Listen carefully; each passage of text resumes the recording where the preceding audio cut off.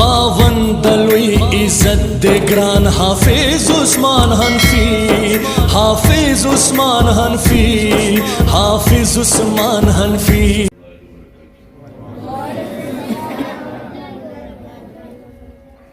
الحمد لله وحده والصلاة والسلام على من لا نبي بعده. أما بعد فأعوذ بالله من الشيطان الرجيم. بسم الله الرحمن الرحيم. والعصر إن الإنسان لفي خسر إلا الذين آمنوا وعملوا الصالحات وتواصوا بالحق وتواصوا بالصبر. صدق الله العظيم وصدق رسوله النبي الأمي الكريم، ونحن على ذلك من الشاهدين والشاكرين والحمد لله رب العالمين. درود شريف.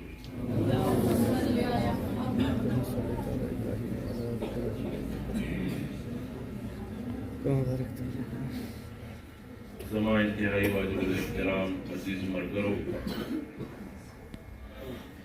شیخ القرآن والحدیث عارف باللہ پیر طریقت حضرت مولانا مفتی زاہد اللہ مختار صاحب، حضرت مولانا شوکت اللہ خان صاحب اور اندغه سے غیر سونا ملګری دي هغه ټول خراج تحسین حقدار دي چې دونه ښایسته پروګرام هغې انعقاد وکړو ماشاءالله. او نن دا طلبا ناست دي، یقیني خبره د زړه خوشحالېږي چې ځای په ځای داسې طلبا ګورو، علما ګورو چې دین مجالس آبادېږي. الحمدلله ثم الحمدلله. زه تاسو ته مختصر شانتې خبرې کوم. زما وروڼو، زمونږ پهله دا سوچ پکار دی چې موږ څه لپاره دلته راغونډ شوي، څه لپاره راغونډ شوي، دا سوچ پکار دی چې قرآن ختمونه دي دې لپاره نه راغونډ شي چې مولوي صاحب په خبرې وکړي، په یو غږ به وورو بل غږ به وباسو. نه نه، دا خبرې وورو، په زړه کې کښېنو. هر څوک دې دا عهد وکړي چې موږ لاړ شو خپل کور کې، خپل خاندان کې علما پیدا کړو، حفاظ جوړ کړو، مشایخ جوړ کړو، شیوخ جوړ کړو. نن سبا موږ دا غټ علما ګورو، مشایخ ګورو، اکابرین ګورو، هغې ته عزت ګورو چې دې پسې خلک منډې وهي، دا دي هغه دي. هغې وروسته ژوند نه ګورو، هغې وروسته ژوند څنګه تېر شوی دی. نن موږ مفتي زاهد صاحب ته وګورو چې د یو څونه عزت دی دیر کې، بلکې پوره صوبه خیبر پښتونخوا کې، لیکن دا نه ګورو د دې وروسته ژوند څنګه تېرېږي، څنګه تېر شوی. موږ خو اکثر ملګرتیا د مفتي صاحب سره کېنو خپل زوړ کیسې وکړي، یقیني خبره د زړه وجاړي. نو چې دین لارې ته رالو الله هغه کو. حضرت عمر رضی الله تعالی عنہ ته چا وویلې وایي ستا د ولې دین چمکاو شو؟ نو حضرت عمر رضی الله تعالی عنہ ورته ویل نه نه، زما د دین نه دی چمکاو شوی، زه دین ته رالم، دین زه چمکاو کړم. نو کم کس چې دین سره ټچ شوی دی الله هغه چمکاو کړی دی. او دا علما دا طلبا قسم په خودی د دې د دنیا آباد ده. والله بس ثم اورثنا الكتاب الذين اصطفينا من عبادنا. الله هغه کس اهل علم جوړوي، هغه کس ته علم ورکړي کوم چې هغې پسندیده خلک وي او هغه یې خوښ کړي وي. دا خوښ کړي خلک دي. فرشتې دي چې کور نوځي، فرشتې د دې خپل لاندې وزرې خوروي. دنیا سټوډنټ وګورئ، څوک هم وګورئ، هغه کور نوځي، هغې نه څوک فرشتې وزرې خوروي. فرشتې وزرې په دې وځي دې لپاره فرشتې وزرې خوروي. سمندر کې میان ورته دعاګانې کوي، چرند پرند ورته دعاګانې کوي. دا دونه مخلوق، دونه محبوب مخلوق دی. د الله او د فرشتو نه ټول جهان نن د دې قدر زموږ زړه کې نشته، د دې اهمیت زموږ زړونو کې نشته. ځکه خو موږ خسارې طرف ته روان یو، ځکه خو موږ تباهي طرف ته روان یو. اکثر پرون یو پروګرام کې و کرک کې، یو کس ویلې ما له سوال وکړو، وایي دا ملا به جوړ شي، یونیورسټۍ سټوډنټ و، دا به خوري کوم ځای نه. ما دا وګوره، موږ ته نه ګورې، موږ څنګه ګرځو، تا څنګه کپړې چولې دي، موږ څنګه کپړې چولې دي، ته څنګه ګرځې لګیا دی، موږ څنګه ګرځې لګیا. نو دا د ټول دین برکت دی. قسم په خدای دی هغه څه رزق خوري که نه چې بادشاهان نشي خوړلی. خواجه باقي بالله رحمت الله علیه خپل کتاب کې لیکي، علماو د تصوف عالم څخه لیکي وی صوفیا ته پکار دي مرغن غذاونه پرهیز وکړي، مرغن خوراکونو نه پرهیز دې وکړي. بیا لاندې تشریح کې لیکي وي زه څه ووایم، زه څه ووایم، وایي کوم شي الله په رئیس خلکو باندې په باچاانو باندې هفته کې یو ځل خوري، میاشت کې یو ځل خوري، په دې باندې روزانه خوري. دا داسې مخلوق دي، دا داسې قوم دي. د دې د وجې ټول عالم له رزق ملاوېږي او د دې د وجې ټول عالم باندې رحمتونه راځي. د تصوف یو ډېر لوی بزرګ و،